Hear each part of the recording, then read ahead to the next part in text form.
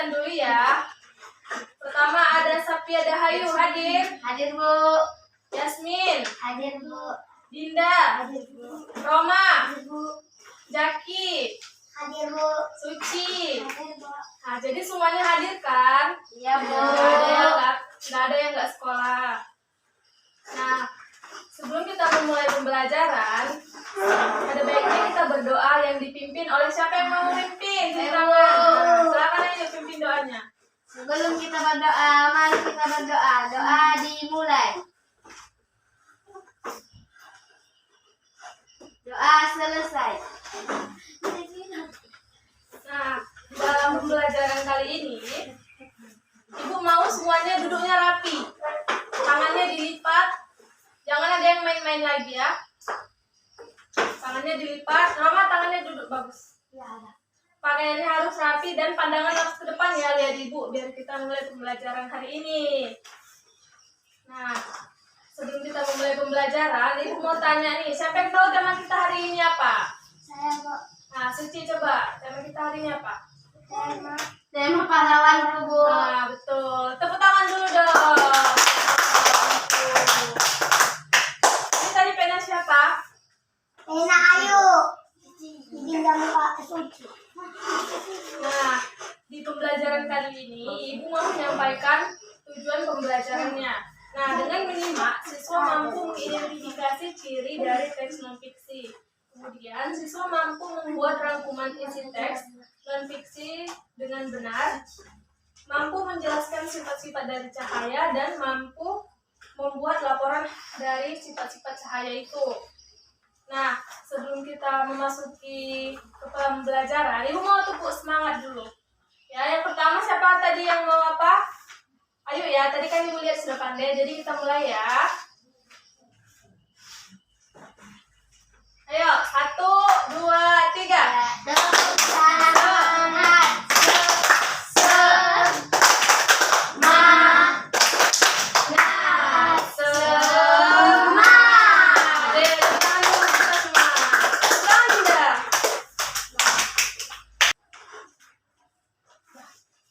Baik, di sini Ibu akan menjelaskan mengenai pembelajaran kita hari ini. Pembelajaran yang kita akan bahas pada hari ini ada 3, yaitu yang pertama tentang teks non-fiksi, yang kedua tentang Raja Purnawarman, dan yang ketiga tentang sifat-sifat cahaya. Nah, pertama Ibu mau menjelaskan mengenai teks non-fiksi itu sendiri. Nah, teks non-fiksi ini berisi fakta atau hal-hal yang pernah terjadi dan benar terjadi. Jadi intinya yang benar-benar terjadi di lingkungan kita ini. Kemudian sifat-sifat cahaya.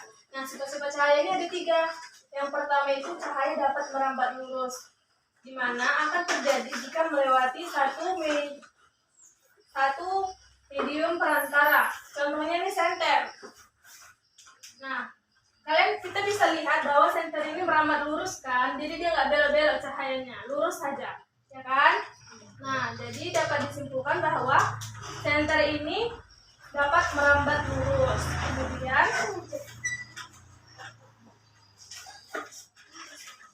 Kemudian cahaya tidak dapat dipantulkan. Nah, proses terpancarnya kembali cahaya dari permukaan benda yang kena cahaya, contohnya ketika kita bermain di siang hari, terus kita bawa cermin atau kaca. Nah, terus kita pantulkan ke sinar matahari.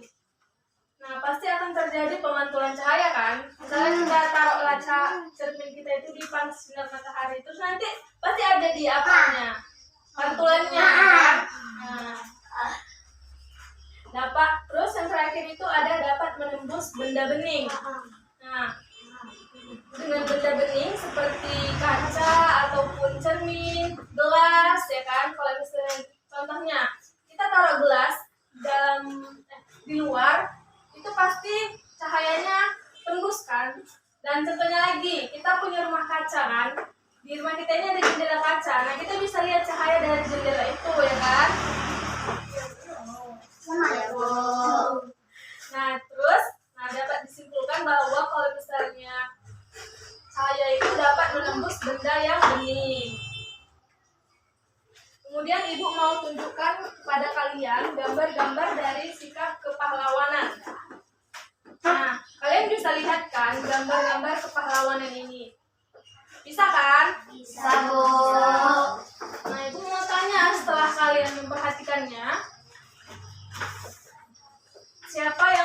menyebutkan sikap-sikap dari kepahlawanan itu. Ya Bu. Nah, ayo coba menjelaskan. Rela berkorban, berani. Nah, kemudian ada lagi, satu lagi, siapa yang mau? Membela keadilan Bu. Nah, membela keadilan. Baik, di sini Ibu hanya mengambil 3 saja ya sikap dari kepahlawanan itu, dan di sini Ibu juga mau menjelaskan. Roma, tolong diam ya, Nak. Tangannya dilipat, jangan ada yang ribut. Supaya pembelajaran hari ini lancar ya. Nah, baik, di sini Ibu akan menjelaskan mengenai sikap kepahlawanan yang sudah disebutkan anak-anak tadi. Yang pertama itu ada berani. Berani ini bukan berarti takut ya anak-anak. Tetapi orang yang berani ini berarti orang yang berpegang teguh pada prinsipnya dan pantang menyerah. Kemudian ada membela keadilan. Nah, dalam pahlawan ketika membela keadilan, dalam berjuang mempertahankan kemerdekaan Indonesia, para pahlawan itu bersatu untuk melawan penjajah, dan saat penjajah tidak diperlakukannya sikap adil. Kenapa? Karena mereka penjajah itu mau menang atas Indonesia. Kemudian rela berkorban. Rela berkorban dalam artinya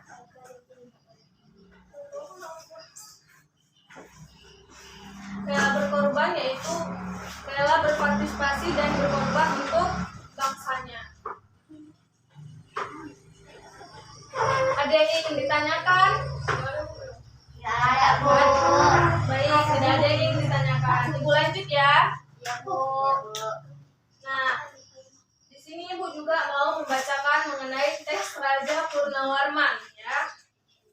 Raja Purnawarman ini mulai memerintah di Kerajaan Tarumanegara pada tahun 395 Masehi. Pada masa pemerintahannya, ia selalu berjuang untuk rakyatnya. Ia membangun saluran air dan memberantas perompak. Raja Purnawarman sangat memperhatikan kesejahteraan rakyatnya. Ia memperbaiki aliran sungai Gangga di Cirebon. Kemudian 2 tahun kemudian, ia memperbaiki dan memperindah alur Sungai Cupu. Nah, alur Sungai Cupu dia memperbaikinya. Kan dulu misalnya di sungai itu banyak sampah. Nah, si raja ini membersihkan sungai itu biar mengalir. Nah, setelah sungainya bagus, aliran sungai itu bisa sampai ke kerajaan. Nah, jadi di kerajaan jadi lebih mudah untuk mendapatkan air. Kemudian, jadi tolong suaranya ya. Kemudian dengan adanya aliran sungai yang bagus tadi, para petani juga untung. Kenapa untung? Karena mereka bisa menyiram tanaman mereka dari aliran air tersebut. Jadi tanaman-tanaman petani itu subur, bisa disiram setiap hari, pagi dan siang. Jadi nanti orang itu bisa panen. Dan setelah panen, apa yang dihasilkan? Sayur, Buah. Nah, seperti itu ya. Nah, setelah Ibu menjelaskan mengenai Raja Purnawarman tadi, Ibu ingin bertanya. Kan kalian tadi sudah menyimak kan apa yang Ibu jelaskan. Ya, Ibu bertanya nih, perjuangan apa yang dilakukan oleh Raja tadi? Coba yang tahu tunjuk tangan dong. Yasmin. Raja berhasil membasmi perompak. Nah, berhasil membasmi perompak ya kan. Orang-orang yang mau ke desa itu, si Raja berhasil untuk mengusirnya. Jadi terjadilah keamanan di dalam kerajaan Raja Purnawarman. Kemudian ada lagi, Bu. nah ayo, Raja silakan. memperbaiki aliran sungai Gangga Bu. Nah, Raja memperbaiki aliran sungai Gangga. Jadi, kenapa tidur-tidur?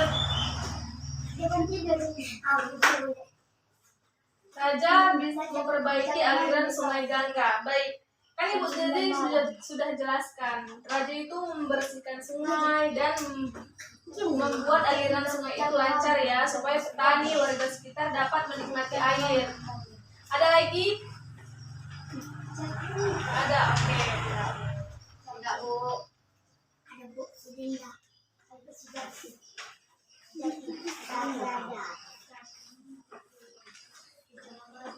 Nah, tadi kan kita sudah praktek mengenai air yang ada di dalam baskom. Roma, suaranya. Duduk bagus. Tangannya dilipat.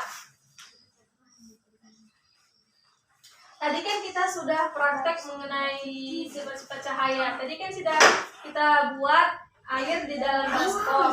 Kemudian kita pantulkan ke cahaya dan cahaya apa yang nampak. Nah, Ibu mau nanti di rumah kalian mengerjakan laporan dari apa yang kalian temui tadi di saat kita praktek ya anak-anak.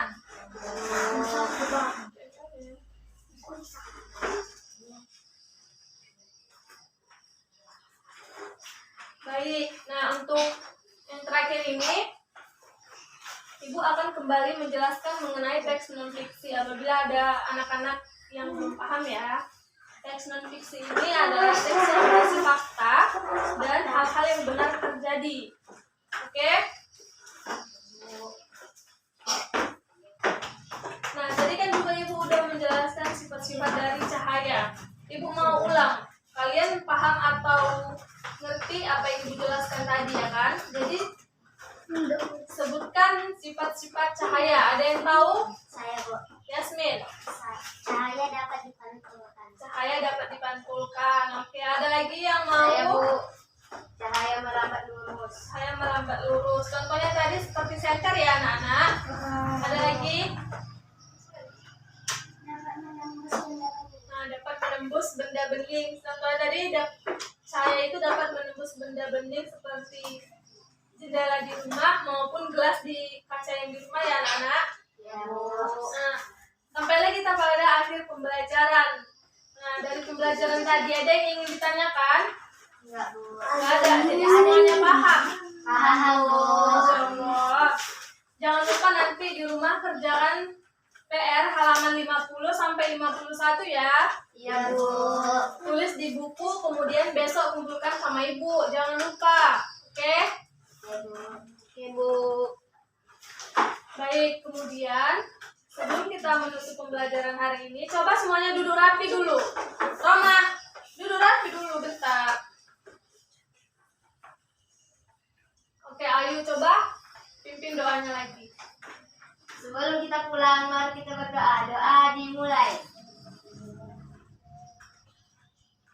Doa selesai. Assalamualaikum warahmatullahi wabarakatuh. Besok semuanya hadir kembali di jam 7 pagi ya untuk besok semuanya harus hadir kembali ya pada pembelajaran besok pagi. Di jam berapa kita masuk?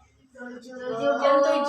Oke, jadi semuanya harus hadir, jangan ada yang nggak hadir dan jangan ada yang terlambat ya. Jadi Ibu akhiri, Assalamualaikum warahmatullahi wabarakatuh. Waalaikumsalam warahmatullahi wabarakatuh. Tepuk tangan dulu.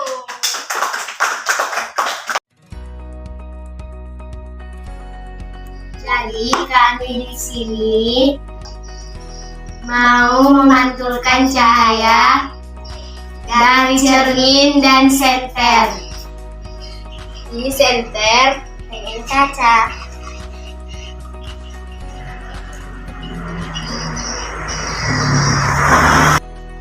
Cahaya ini mau menembus benda bening.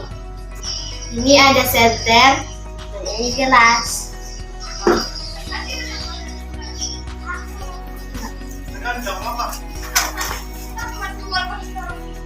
Cahayanya dapat menembus benda bening. Ini gelas, ini pensil. Lalu kita masukkan dalam gelas.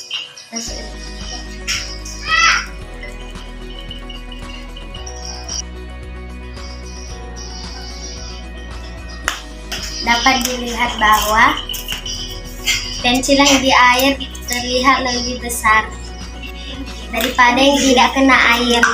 Dapat dilihat ya teman-teman. Terima kasih.